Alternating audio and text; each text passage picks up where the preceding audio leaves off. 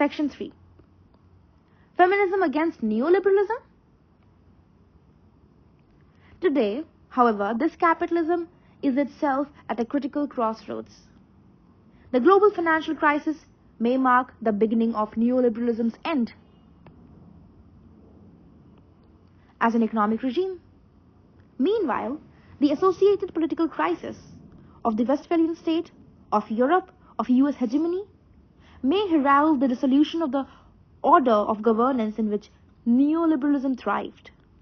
Finally, the revival of anti-systemic protest, even if so far fragmented, ephemeral, and devoid of programmatic content, may signal the early stirrings of a new wave of mobilization aimed at articulating an alternative.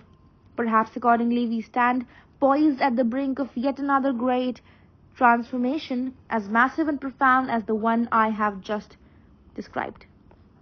If so, then the shape of the successor society will be the object of intense contestation in the coming period.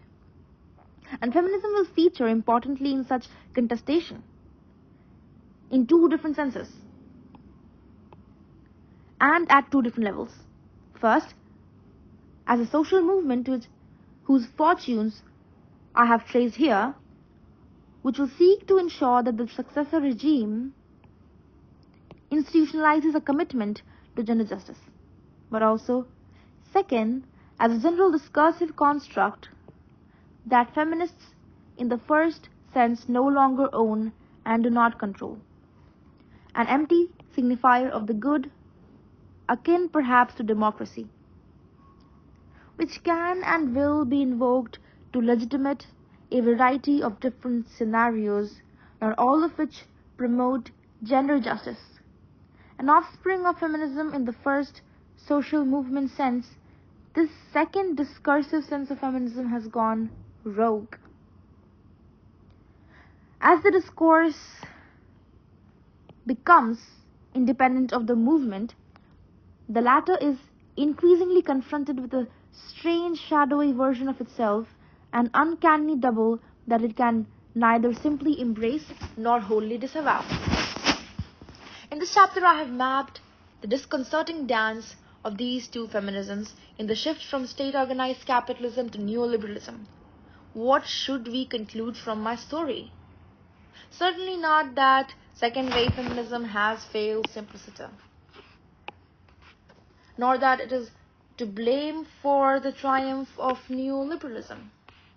Surely not that feminist ideals are inherently problematic, nor that they are always already doomed to be resignified for capitalist purposes. I conclude rather that we for whom feminism is above all a movement for gender justice need to become more historically self-aware, as we operate on a terrain that is also populated by our uncanny double. To that end, let us return to the question, what if everything explains our dangerous liaison with neoliberalism? Are we the victims of an unfortunate coincidence, who happened to be in the wrong place at the wrong time and so fell prey to the most opportunistic of seducers, a capitalism so indiscriminately promiscuous that it would instrumentalize any perspective whatever, even one inherently foreign to it? Or is there some subterranean elective affinity between feminism and neoliberalism? If any such affinity does exist, it lies, I suggest, in the critique of traditional authority. Such authority is a long-standing target of feminist activism, which has sought at least to, since Mary Wollstonecraft, to emancipate women from personalized subjection to men, be they fathers, brothers, priests, elders, or husbands. But traditional authority also appears in some periods as an obstacle to capitalist expansion, part of the surrounding social substance in which markets have historically been embedded, and which has served to confine economic rationality within a limited sphere. In the current moment, these two critiques of traditional authority, the one feminist, the other neoliberal, appear to converge. Where feminism and neoliberalism diverge and contrast is over post-traditional forms of gender subordination. Constraints on women's lives that do not take the form of personalized subjection but arise from structural or systemic processes in which the actions of many people are abstractly or impersonally mediated. A paradigm case is what Susan Okin has characterized as a cycle of socially caused and distinctly asymmetric vulnerability by marriage, in which women's traditional responsibility for child rearing helps shape labor markets that disadvantage women, resulting in unequal power in the economic marketplace, which in turn reinforces and exacerbates unequal power in the family. Such market-mediated processes of subordination are the very lifeblood of neoliberal capitalism.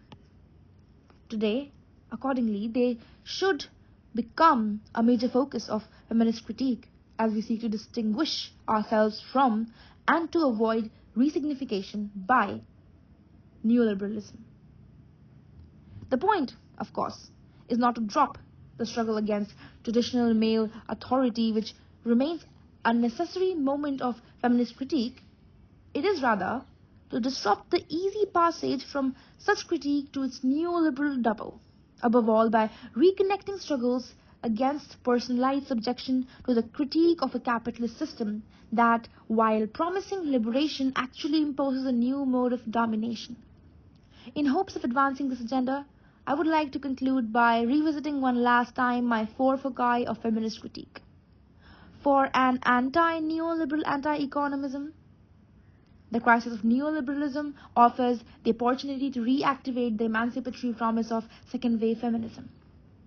Adopting a fully three-dimensional account of injustice, we might now integrate in a more balanced way the dimensions of redistribution, recognition, and representation that splintered in the previous era. Grounding those indispensable aspects of feminist critique in a robust, updated sense of the social totality, we should reconnect feminist critique to the critique of capitalism, and thereby reposition feminism squarely on the left. For an anti-neoliberal anti-androcenism, likewise, the crisis of neoliberalism offers a chance to break the spurious link between our critique of the family wage and flexible capitalism. Reclaiming our critique of androcentrism, feminists might militate for a form of life that decenters waged work and valorizes uncommodified activities, including, but not only, care work. Now, performed largely by women, such activities should become valued components of a good life for everyone. For an anti-neoliberal anti-etatism, the crisis of neoliberalism also offers the chance to break the spurious link between our critique of etatism and marketization. Reclaiming the mantle of participatory democracy, feminists might militate now for a new organization of political power, one that subordinates bureaucratic managerialism to citizen empowerment. The point, however, is not to dissipate, but to strengthen public power.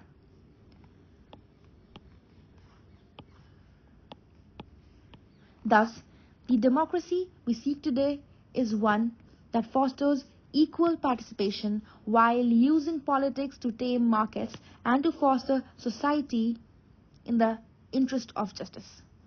For an anti-neoliberal post-Westphalianism, finally, the crisis of neoliberalism offers the chance to resolve in a productive way our long-standing ambivalence about the Westphalian frame. Given capital's transnational reach, the public capacities needed today cannot be lodged solely in the territorial state. Here, accordingly, the task is to break the exclusive identification of democracy with the bounded political community. Joining other progressive forces, feminists might militate now for a new post-Westphalian political order, a multi-scalar order, democratic at every level and dedicated to overcoming injustice in every dimension, along every axis, and on every scale. I am suggesting then that this is a moment in which feminists should think big. Having watched the neoliberal onslaught instrumentalize our best ideas, we have an opening now in which to reclaim them. In seizing this moment, we might just bend the arc of the impending great transformation in the direction of justice, and not only with respect to gender.